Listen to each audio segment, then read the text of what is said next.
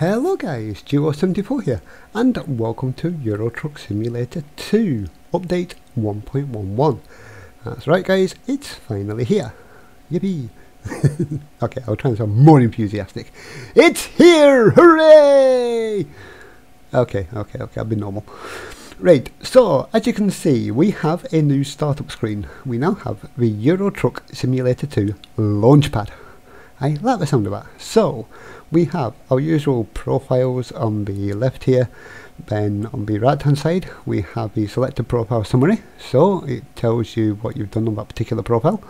So, on this one, Duo74 1.11, we have explored 1.21% of the roads, made 3 deliveries, got 1 small garage, no trucks. Total game time spent is 9 hours and playing time is 49 minutes, and our online status is connected. So, here we go. Right, bottom left, latest news. That is self-explanatory. It gives all the latest news on Euro Truck and American Truck Simulator and anything else that SCS Software may be working on. On the right is the newest DLC. That gives details of the newest DLC that's out. You know, the American flags, the Canadian flags, the Polish flags, the paint jobs and the flip paint designs. Right, so that's all that. So let's get started and jump into our profile. So as you can see, there's also new loading screens, and one of the loading screens when you're in the game itself gives details on like what you're currently delivering and stuff like that, the time taken or time expected to take and what have you. Right, so first of all, before we jump into the game, options. Right, there's quite a few new options about. First of all, in gameplay, one of the new options is route advisor speed limit. Now what that means is on your GPS, which is normally on the bottom left if you're on a UK truck design, or if you're on other European truck design, then it's on the bottom right. So whichever side it's on, it will show on the GPS or the route advisor the current speed limit for either your truck or normal car traffic. Now I have it set as truck limit so that I know what speed I should be doing on the road. Well, that's that. So also on keyboard, if you scroll down just a little bit, you will see cruise control speed increase and decrease, and resume. Now what that does is increases by I think 1 kilometre an hour the speed that you got your cruise control settings set to. So say you have a cruise speed limit of 50 kilometres an hour and you want to increase it to 60 kilometres an hour, you press the increase button, whichever you got it set to, a few times until it reaches 60. If you want to decrease it, then you press the button you've set to decrease it to say 50 or 40 or whatever the speed limit is. Cruise control resume. Assume that means say you need to put the brake on because you come to a slower part of the road, or you come to traffic lights or some sort of, you know, anyway you've got to slow down and you want to return to what your speed limit, what your cruise speed was before, you just hit the resume button and it returns it back to that speed. Whereas the standard cruise control button is, say you're doing 60 and you press the cruise control and you're doing 60. If you put your brake on and you drop down to 50, the way it used to work. I think that's pretty self-explanatory. Okay, so that's that. Everything else is practically the same.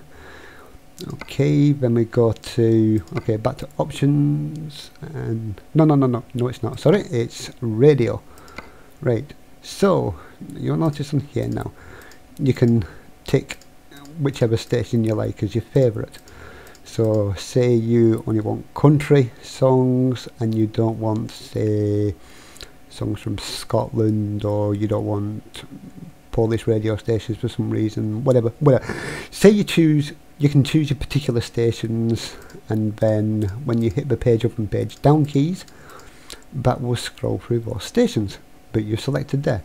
If you don't select anything and you press page up and page down, then it will start from the top and it will scroll all the way down to the bottom, and I'm pretty sure there's more radio stations added. I don't know, it just feels like there's more. There might not be, but it's just me. I'd never counted the old ones, so I couldn't really tell you if there's more or not. So anyhow, that's the radio stations.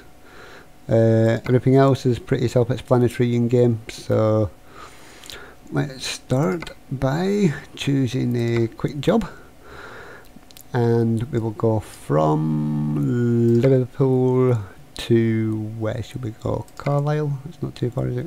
Could be a Manchester one, but there isn't one. Grimsby is even further. So yep, we'll do Carlisle. So that brings us into the cabin, which is the usual cabin for the Euro truck, and if you press F4 then you see the light adjustments. F4 again is the mirror adjustments, and if you press F4 one more time you come up to the seat adjustments. Now with this you can set whichever way you want your head facing, and you can, let's just set that to default for a minute. So you can look up, you can set it looking down if you want to be looking more towards the road. You can set your seat position, you know, left and right. Obviously it doesn't send you all the way across to the passenger side, that would have been quite funny. So yep, that's that. You can also bring your seat forward and backwards, and you can lower your seat, you can higher your seat, so if you want to be a taller driver you can be, and of course you can just press R to reset to defaults. I like to have my seat back just a little bit but not too much, so that's that. The route advisor, as you can see on the left, shows 50, and if I just come out onto the main road then it should drop, I think, to 40 or 30 because I'm in the city.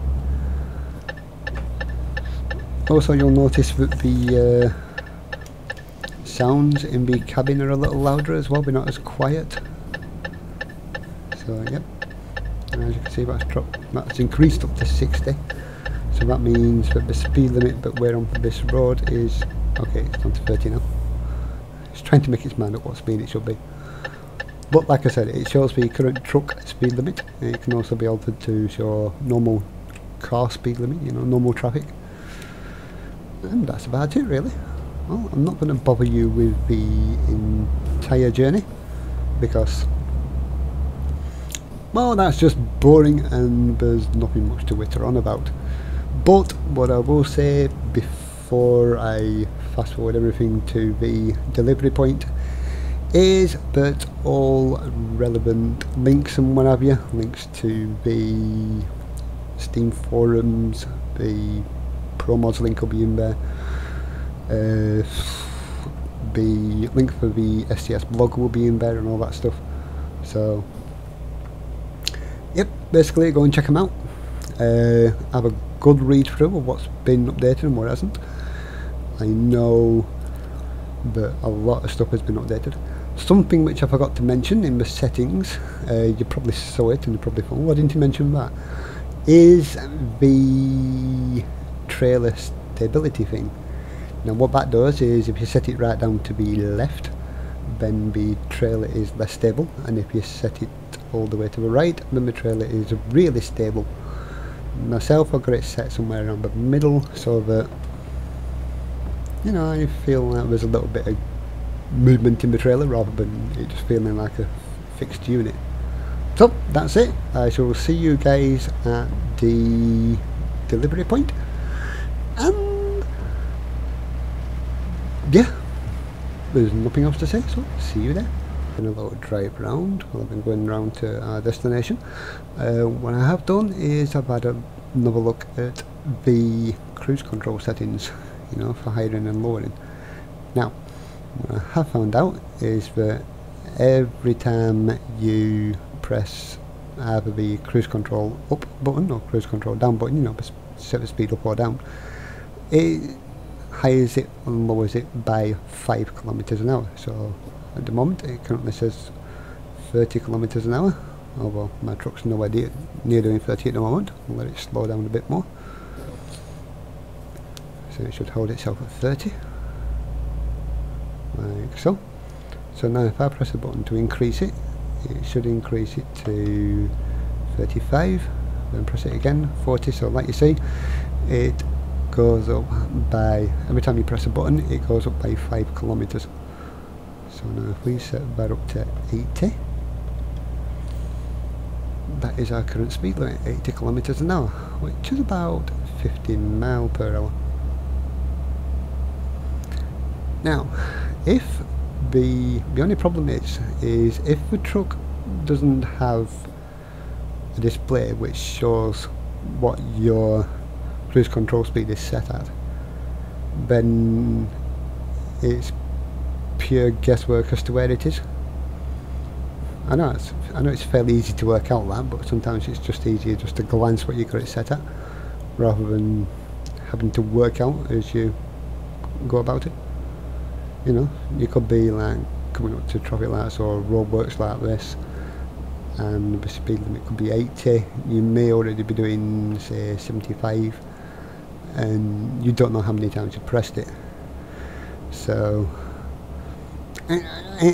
you know what I'm trying to say. Let us know what you think about the new update. What do you think about all the additions to it? You know, the speed limit controller, the ability to position, get this right, ability to position your seat, and also your own ability to position yourself in the seat, so to speak. The trailer stability thing, have you tried it? What's it like? Does it work? If you go too far, does it sort of like fling your trailer here, there and everywhere? You know, all those usual things. No, I hate talking in the dark, as you can tell. I especially hate talking flipping tanker trailers, because they never seem to go where you want them to. I think that's A, because I can't see the back wheels. I'm so used to seeing the back wheels, and B, well,